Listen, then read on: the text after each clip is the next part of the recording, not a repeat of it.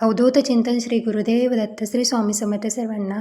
तर आज आपला हा स्पेशल व्हिडिओ आहे. तर तुम्हाला सर्वांना माहीतच असेल, आता म्हणजे दत्त जयंतीनिमित्त केंद्रामध्ये किंवा मठामध्ये म्हणजे गुरुचरित्र पारायण पण बसणार आहे. त्याचप्रमाणे म्हणजे पालखी सोहळा पण आहेत. मग त्या पालखी सोहळ्याच्या निमित्ताने आमच्या केंद्रात देखील मस्त छान असं पालखी निघालेली होती. जी छोटे छोटे मुलं तर ते अशी स्वामी समर्थ महाराज गुरु माऊली यांचे वेश घेतलेले होते. ते सगळे रथात बसलेले होते आणि जे केंद्रातले सेवेकरी होते त्यांनी खूप हे जल्लोषामध्ये पालखी सोहळा पार पडलेला आहे. तर तुम्ही बघू शकता, एकदम छान प्रकारे मस्त हा पालखी सोहळा चालू होता.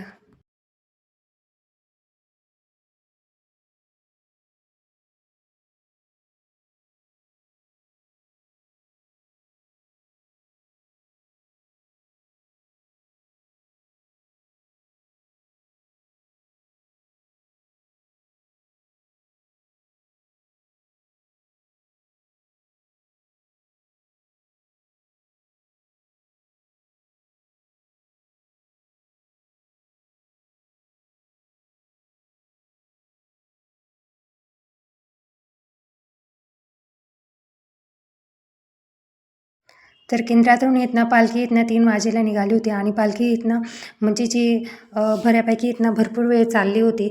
तर सगळे म्हणजे पालखी आता सर्व फिरून केंद्राकडे येणार होती. तर तुम्ही बघू शकता, पालखीचं आगमन डायरेक्टली केंद्रामध्ये झालं होते आणि त्याचं छान असं फटाक्यांनी स्वागत केलेलं होतं मस्त. आणि एवढी गर्दी होती त्यामुळे उशीर पण खूप झालेला होता.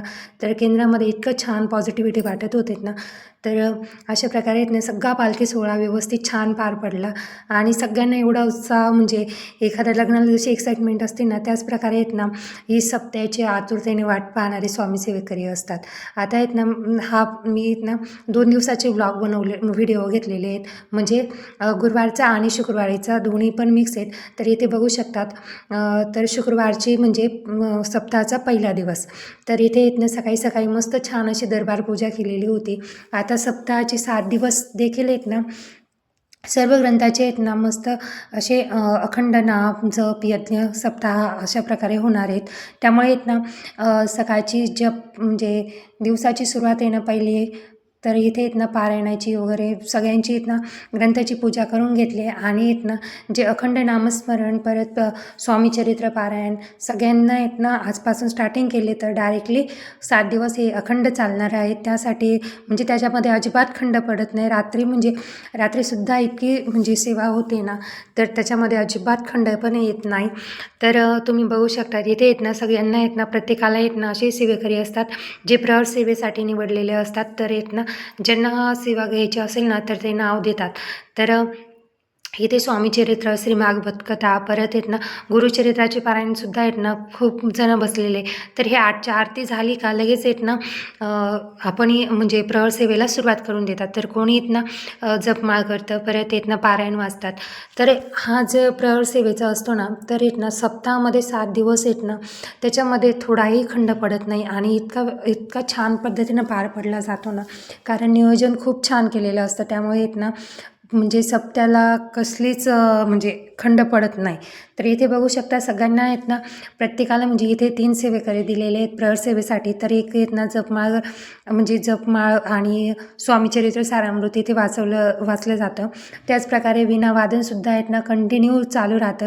सकाळी 8 ते संध्याकाळी 8पर्यंत महिला सेवेकरी असतात. त्याचप्रकारे 8 नंतर ते सकाळी 8पर्यंत पुरुष सेवेकरी असतात. तर आजपासून स्टार्टिंग झालेली आहे. तुम्हाला हा व्हिडिओ 2 दिवसाची मिळून येत आहेत.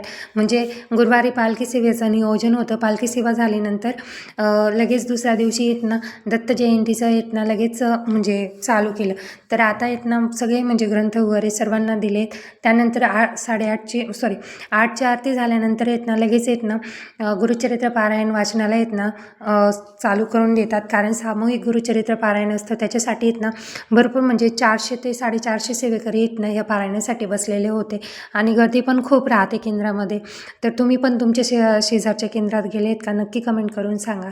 तर इथे बघू शकता, सगळ्यांना हळदी कुंकू वगैरे लावून मस्त छान असं आता प्रहर सेवेचं नियोजन झालेले आहेत आणि आता ही सेवा कंटिन्यू चालू राहणार आहेत. 7ही दिवस अजिबात खंड पडत नाही त्याच्यामध्ये. तर इथेच मस्त स्वामींची आहेत ना आरती वगैरे झाली आणि आता आहेत ना सगळ्यांना प्रसाद वगैरे देतील आणि त्यानंतर लगेच आहे बघ प्रहर सेवेला सुरुवात झालेली आहेत. तर खरंच केंद्रामध्ये जेव्हा आपण जातो ना खरंच मन येत नाही एवढं पॉझिटिव्ह वाटतं ना. तर खूप छान इथे येत ना यज्ञ मंडपात येत ना सगळं पूजा वगैरे झाली त्यानंतर येत ना सगळे सेवेकऱ्यांनी येत ना गुरुचरित्र पारायण वाचनाला सुरुवात केली. तर हा सामूहिक सप्ताहामध्ये येत ना गुरुचरित्राचं पारायणाचं वाचन आहेत ना हे सगळे म्हणजे सामूहिकच केलेले जातं. तर भरपूर असे सेवेकरी होते की जे गुरुचरित्राला बसलेले तुम्ही बघू शकतात.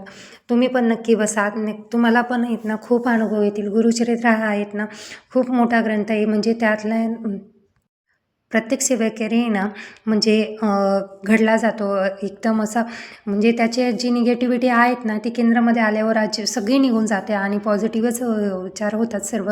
तर तुम्ही बघू शकता सगळे सेवेकरी आहेत ना सकाळी सकाळी आहेत ना 8:30 नंतर आहेत ना लगेच पारायणाला सुरुवात केली आणि ते पारायण आहेत ना 10:15 वाजेला पूर्ण झालेलं होतं. तर इथे 417 सेवेकरी आहेत ना गुरुचरित्र पारायणाला बसलेले आहेत. त्याचप्रकारे श्रीमद भागवत कथेला सुद्धा बसलेले आहे. परत काही नवनाथ पारायणसुद्धा आहेत की त्याला बसलेले. तर एवढे म्हणजे सकाळी 8:30च्या नंतरच सर्व बसतात. तर अशा प्रकारे आहेत ना सगळं गुरुचरित्र पारायणाची मस्त पहिला दिवस संपन्न झाला आणि एकदम छान वाटलं पारायण करून. तर तुम्ही पण तुमच्या केंद्रात गेलेत का नक्की कमेंट करून सांगा. त्यानंतर येत ना यज्ञ मंडपात येत ना सगळं पूजाविधी करून घेतलेली. जेव्हा सप्ताहाचा पहिला दिवस असतो त्या दिवशी कोणताही याग वगैरे नाही राहत. तर ज्या दिवशी गुरुवारचा म्हणजे सप्ताहाचा दुसरा दिवस असतो ना तर त्या दिवशीपासून याग चालू होतात. तर इथे बघू शकता ते स्वामी इथे जेव्हा गुरुचरित्र पारायण करताना तर तिकडे दुसरे स्वामी ठेवलेले आहेत आणि इथे सगळे ग्रंथ म्हणजे वाचून झाल्यानंतर प्रत्येकजण येत ना ग्रंथ झाकून आपापल्या घरी जातात.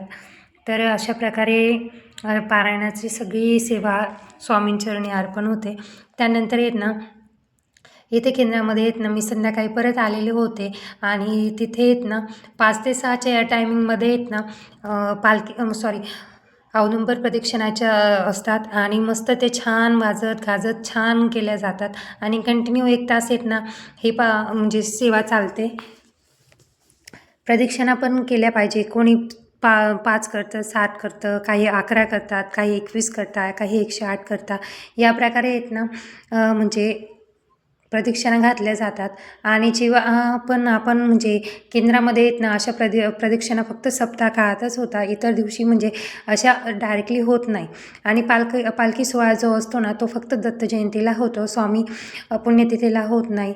तर ही वर्षातून एकदाच सेवा असते. त्यामुळे येत ना सगळ्यांनी सहभाग घ्या आणि जेवढी स्वामी सेवा होईल ना तेवढी नक्की करा. व्हिडिओ आवडला असेल तर लाईक करा.